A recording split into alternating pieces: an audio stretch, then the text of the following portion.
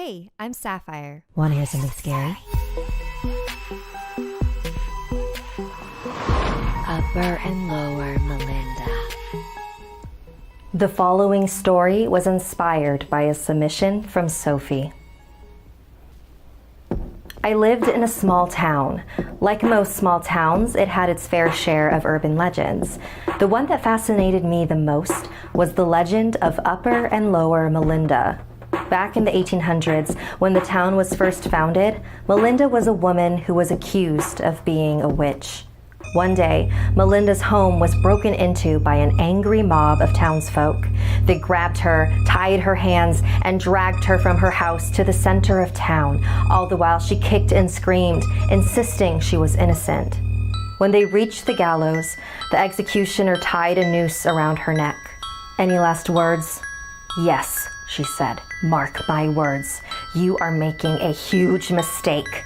And as long as the two halves of my body touch, the people of this town will be forever cursed. Shouts erupted from the crowd as Melinda was strung up and took her final breath. Typically in this town, when a woman was hung for being a witch, her body was then cut in half.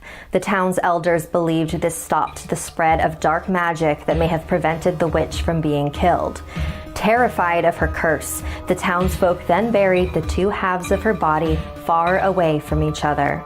The upper half of her body was buried on the edge of town, but her lower half was buried in a secret location unknown to anyone except the person who buried it. Now, about 200 years later, the whereabouts of her lower half are still unknown. Some people believe it's because whenever you visit Upper Melinda's resting place, her lower half crawls closer and closer to it. I wasn't sure if I believed any of this, but I love a good spooky legend. So one fall afternoon, I decided to pay a visit to Upper Melinda to see if there really was a marked grave. I traveled to the old abandoned barn all the way at the edge of town. As soon as I reached the tomb, the clear autumn sky turned dark and gray. The breeze quickly gained speed and swirled around her, and I could have sworn I heard the wind sound like a whisper.